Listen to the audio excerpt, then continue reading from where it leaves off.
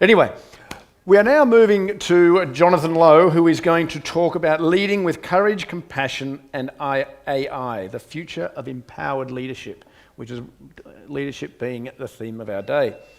Jonathan centres his conference keynote speaking and leadership coaching work with associations, organisations and senior executives to measurably improve their leadership effectiveness, growth, development and business performance, especially in the areas of sales performance, service quality, leadership communication and team development. Please join me in welcoming Jonathan Lowe to the stage. Thank you, Ian. Good afternoon, everyone. Okay, how is everyone doing? You doing good? All right, can you turn to the person on your left and right and tell them, I'm so happy you are my learning partner. All right, turn to them on the left and right and say, I am so happy you are my learning partner. All right, I hope you are really happy they're sitting next to you. So when we came back from the afternoon, you had a great time discussing on what the future of AI is going to be happening, right? Many great conversation that was happening. And more importantly, you learned a little bit about having AI and wine and beef. And there was a bear also. But with that, let's begin to show you a picture. How many of you have been to a theme park? Okay, all right. So I had a privilege when I was speaking in Orlando to visit the Disney park. And obviously there was the Magic Kingdom, there was Epcot, and there was the Animal Kingdom. Anyone been to the Disney park in Orlando? Okay, quite a few of you. Now, how many of you enjoyed this view? Because as I was walking at the Animal Kingdom, I came across this beautiful snow-capped mountain. And it was in the month of July. July? I was asking myself, July? Does it snow in the States? But it was a great picture, a great backdrop, wouldn't you know? Great, right? So, later I found out this was actually Mount Everest. And later I found out, as I was walking closer to it, it was actually a roller coaster. How many of you here enjoy roller coaster? Wow. Okay, seems to be a little bit more decide. Yeah, the brave ones. How many of you will not ever sit into a roller coaster? Not too many. How many of you have no idea what I'm talking about? This is your moment. Now, I understand we are in Bangkok. Sometimes putting up my hand is a little bit shy, but you can blink your eyes twice, and I will see that you're agreeing with me. Can we do that? All right. So, I found out that this was the Expedition Everest, and due to a lot of urging, so I was very much the second category. I would never, ever sit into a roller coaster. Just thinking about it makes me, I don't think I would do it. So I've got a lot of lessons to learn from some of you who are really the brave one here. But as I was walking, many of them say, John, you got to try it. It's really fun. And I said, I'm not sure. I don't think so. I'll take pictures for you. I'll do that. But, they kept saying, after a while, there's all this pressure from people, right? And I decided, okay, let's do it. So, all right, let's go. And once you're buckling, ladies and gentlemen, please buckle up, everyone. Please, this is your moment. So once you're buckling, there is no escape. So I would like to bring you into a little bit of the journey of what I experienced on Expedition Everest. Here goes. Can we have the sound a little bit higher?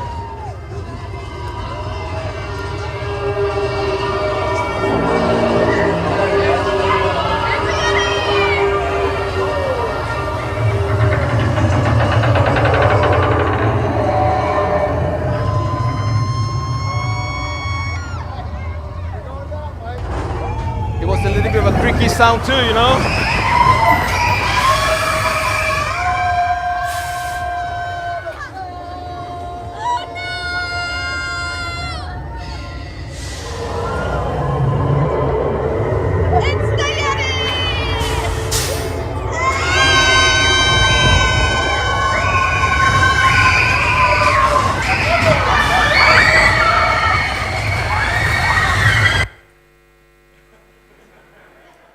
How many of you would like to try a roller coaster right now? Yeah. You know, so when I came to this particular part, it was an OMG moment. It was like, what is going to happen now, you know? And there was, from that instance, I was pulled back, and I can tell it was the longest day of my life. And I did not even get a chance to call my family before that. I thought it would never survive that. I was flung into darkness. It was up and down, and then it went up high again. I have no idea what happened. And for those that have actually had a chance to go on a roller coaster, there is this part when you are plunged right at the end. That's where the cameras are. You notice that? When you are like, ah! And when you get off the roller coaster, say, here's your coupon. You know, you can claim your picture later on. So, during the whole journey, I was just filled with anxiety, fear. I was going through so much change, right? Can you relate to that? Those kind of emotions, the up and down roller coaster emotions? Can you relate to that? Yeah. And even during the COVID period, right, as a professional speaker, you know, I used to travel a lot. And when COVID happened, I just told my friends, no problem. You know, I have a booking, you know, when it happened in March. I said I had a booking trip in August. So I think by August, we'll be traveling again 5 months later. 5 months turned into 2 years, right? The world has changed so much. And this really brought back a lot of memories into my journey. Just thinking back aloud, you know, the roller coaster of emotions that we all go through in our world. And right now, we are faced with this new challenge, maybe to some. How do you lead with AI? So in conjunction with this session, I've actually done a survey. And I've reached out to many of the global leaders around the world on this particular topic. And this is also the part of the research of my new book. Would you be interested to know some of the results that you're seeing? Yeah, so let me share with you right now. So close to 58% came from Asia Pacific, right? And you've got leaders from around the whole world, different fraternity, different level of people in the industry. Maybe some of you would have completed the survey from Thailand, right? If you have not, but if you're interested to, be happy to send you the research. So, one of the questions that was asked is this, right? One of the questions is, how well do you think your organization is leading, right? Integrating AI into your current decision-making process. So are you surprised with the result? So only 5% say they are doing really well, right? So a lot of uncertainty. And only close to 70% are at level 4. But you can see level 3 is a lot, right? A lot of uncertainty there. So if I may allow to ask this question to you right now. So what challenges does your organization face in integrating AI into leadership and also in decision making? So what do you think? Can you call out some of the things? Are there challenges in organization integrating that? Yeah? So what seems to be the thing? Cost. Okay, anything else? Systems, right? The system, how it integrates, anything else? Security, absolutely. Anything else here? Readiness of the people. Okay, fantastic. So let me share with you the result. The biggest thing that is coming is the lack of understanding, right? There's no clarity. How is it going to help? Is there great opportunity? Well, we tried it with Manoj earlier. There's some possibility. And the second one is the resistance to change, right? So change is not easy. Idea is there, but change is not easy. The cost, to talk about cost, right? So it is the top 3 things. So as you see it, we begin to explore what are the opportunity. So for the sharing that I would like to do today is I'd like to focus on 2 areas. How can you lead with courage? And as you lead with courage, there was another question that was asked, right? How important is courage for leaders to have? And everyone agreed that leaders do need to have courage because you're going through some transformational times. Now, Professor Nancy Coates says, a Harvard business professor says this, right? The 5 characteristics of a courageous leader. These are the 5 elements. So let me challenge you and ask you, out of the 5 elements, where would you rate yourself? 1 to 10, 10 being the highest. Where would you see yourself in these areas, being a courageous leader, especially in leading in the era of AI right now? Or are these 5 elements even part of your strength, characteristics? How would people in your organization describe yourself, describe you? What are the opportunities for you? Another question. So, how important is resilience? Right? Do you believe that leaders need to have in order, with all these changes that was highlighted earlier, how important it is?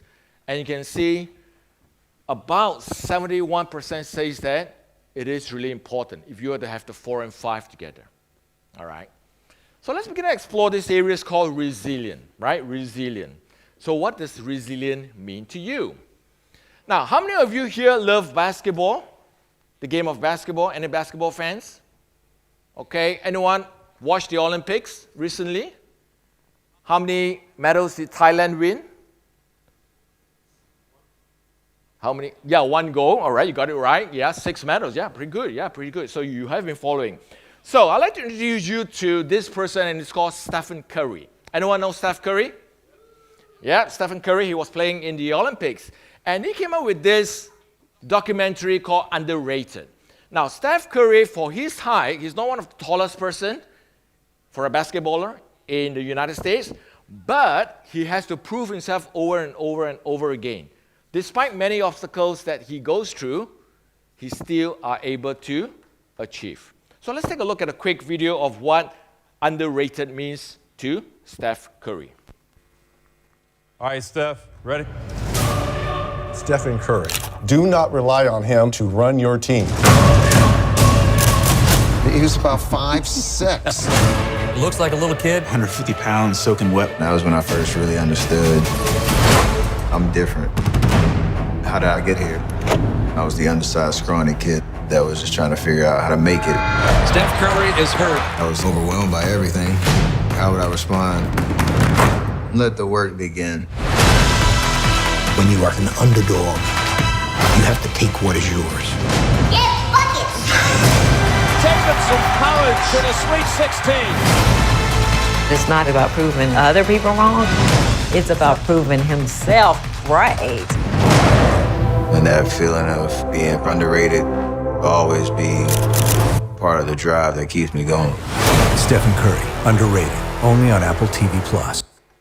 So what do you learn from the journey of Steph Curry? Did it always had it easy? Not easy, but he had to work on it. So even as you're leading in the age of AI, things will be very different, very new, but he had an opportunity to learn from it. And through the whole journey, he had four NBA championships in 8 years as a team, right? And he is the greatest three-point shooter in the history of NBA. And he's still an active player. The second highest person at that number has retired, Reggie Miller, right? So you can take a look, right? So again, he's constantly upgrading himself, right? Building himself. And of course, in Paris, during the Olympic, in the semifinal and the final of the Olympics, it was just magical. If you have not had a chance to see it, go to Google, YouTube, just kind of like check out the video and see what he has transformative done, right? Because at the end of the day, resilience is not about bouncing back. It is about rising higher each time you do, right? It's about rising higher. This story of resilience taught me something. Because in the year 2018, I was in Beijing. Anyone know of this brand called Hai Di Lao? Yeah, it's quite popular, right? Hai Di Lao. Okay. So having been in the hospitality industry before I go into speaking, I was 18 years in the business. I've always been very intrigued with service. So I visited the Hai Di Lao in Beijing, which was the flagship shop, right? And I was told they were using AI, they were using robotics. And during the time, I was taught, people were saying, is AI going to replace all the servers, all the greeters in Hai Di Lao? What do you think? Machines, right? So that was my perception. But when I went to that shop that day, I was amazed. There were more greeters, double up the greeters. And I was like, oh, why is this happening? Why are there more greeters? I thought the robots are supposed to do the work. And it was right, the robots were there. But now the greeters had more time to greet the people, have more conversation with the customers, have more time to share stories of the Hai Di Lao way of doing things. And this is where I see it's so transformational. AI, robots are there to take away the routine tasks so that people, individual, you have more opportunity to do what is more important, engaging with customer. How many of you will agree with that? Yeah. So it's about creating memorable experiences that sticks in your customer's mind. So my question to you right now is, what would you do? What would you like to grow if there were these 5 areas that you saw earlier? How would you rate yourself in 30, 60, 90 days? Are there opportunities for you for being more resilient, for being higher in emotional intelligence? Because emotional intelligence leads me to my next area, which is called leading with compassion, right? Leading with compassion. And it's really interesting because the question that was asked is this.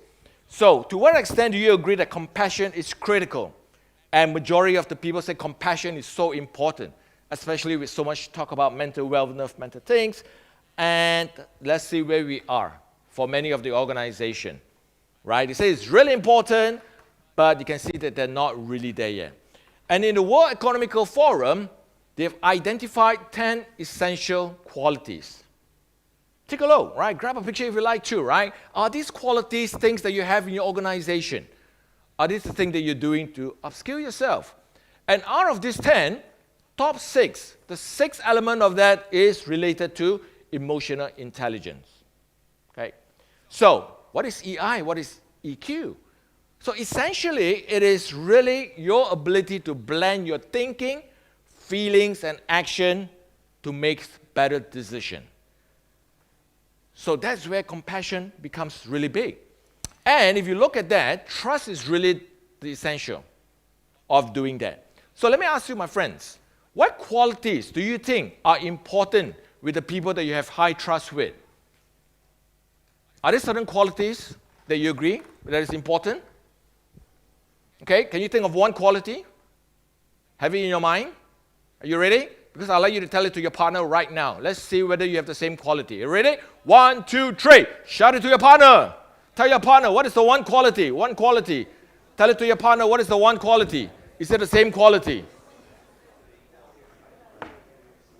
Okay, so you got your qualities out. So what do you have? Any qualities that came out? Commitment. What else? Consistency. What else? Honesty. What else? Sorry? Fairness. Anything from there? Integrity. The last, table 13. Anything? They're still checking with ChatGPT. All right. Okay. Doing well. Doing well. Anything else? Table 25. Anything? Authenticity. Okay. Fantastic. Now, all that you have shared is so important to build a culture of trust. And in the research done by 6 Seconds, these are the 4 C's that are so important. So I'm really happy. All of you are doing really great. You had commitment, you had consistency as the starting point. Now, Christy, talk about ASK, right? Attitude, skills, and knowledge. And that is what competence is all about. So how are you in your level of competence at this point in time? Are you learning new things about AI to take you to the next level? Commitment. What is commitment? Any one of you heard of NATO? What is NATO? NATO. Sorry? North American Treaty Organization. All right. Well, I come from Malaysia, and in Malaysia, we tend to say NATO is no action, talk only. Is it the same in Thailand? Okay, we're family. All right, we're family. So, no action, Togoni. Now, do you think it's important to say what you will do or to say and do what you will do? Is it important to say and to follow through with what you do? Because at the end of the day, people will look at what you do rather than what you say. Saying is the first step, but your ability to follow through with what you will do after what you say, that is the important element of success in building trust, right? And of course, being consistency. And one of them is caring, right? And if you look at the top 10 people that you have selected, probably caring, compassion is high on that list. And in compassionate leadership, this is what is being said by the authors, right? So it's being said that, it's not just empathy, but compassionate leadership is really empathy in action. Empathy in action. And I've been asked many times as I did my work, in different regions of the world, whether it's in Saudi, whether it's in Dubai, in North America, what is the difference between sympathy, empathy, and compassion? So I'd like to share with you the real distinction. So, sympathy is really your thoughts, right? I sympathize with that person. Empathy is having your thoughts and feelings. I put myself into other people's shoe. But when you as a leader is able to share your thoughts, feelings, and action, that's where compassion happens.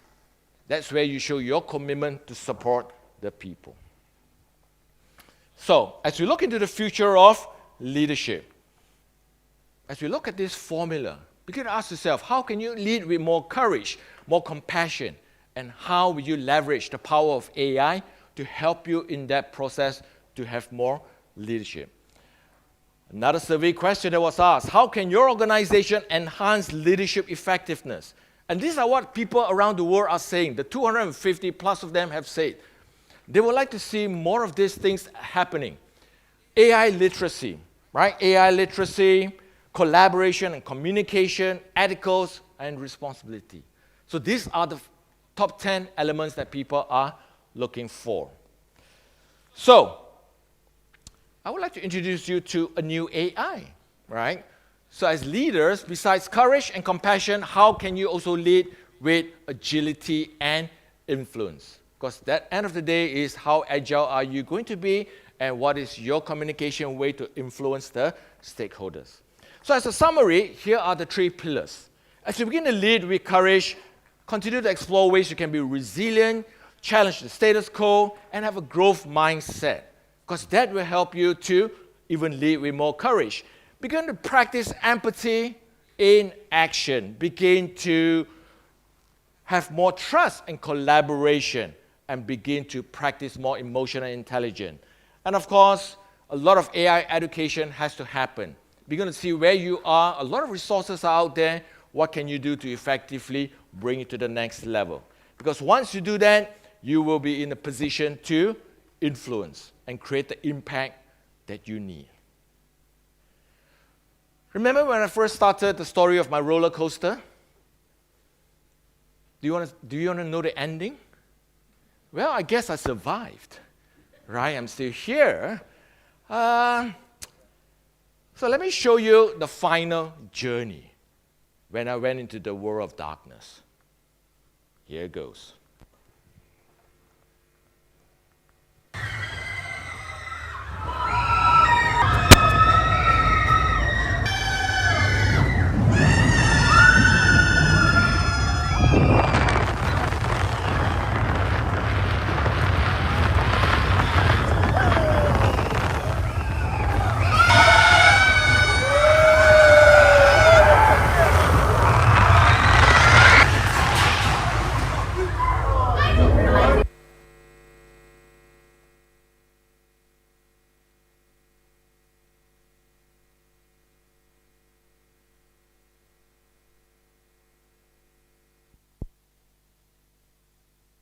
Journey, going through the tunnel.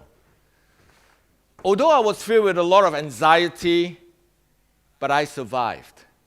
And guess what? Since I went through the first round, I went through the second round. On the next day, I even invited my friend to join me on this journey. And I finally got a picture right there. So initially, as you're leading with AI, it sounds scary, frightening. But as you go through it, you will lead with different experiences, and you begin to invite others along your journey. So my friends, you have 200 plus people here, 300. Begin to work with one another. Support one another on your journey, right? Because you will be able to have this kind of a new emotions to help you through it, right? The future of empowered leadership. And as a gift to all of you, if you'd like to scan the QR code, which we'll be sharing later, I have put together 30 strategies that you can even lead with courage. Practical strategies to help you lead with courage and also with more compassion. So if you'd like to have a copy of that, you're welcome to just drop a note to me, right? And I wish you great success on your journey. And of course, if you're on LinkedIn, you can also connect with me. It's been a pleasure to be of service to you. And I'd like you to turn to your partner and say, and ask them, are you ready to lead with courage and compassion? Can you turn to them and ask them, are you ready to lead with courage and compassion?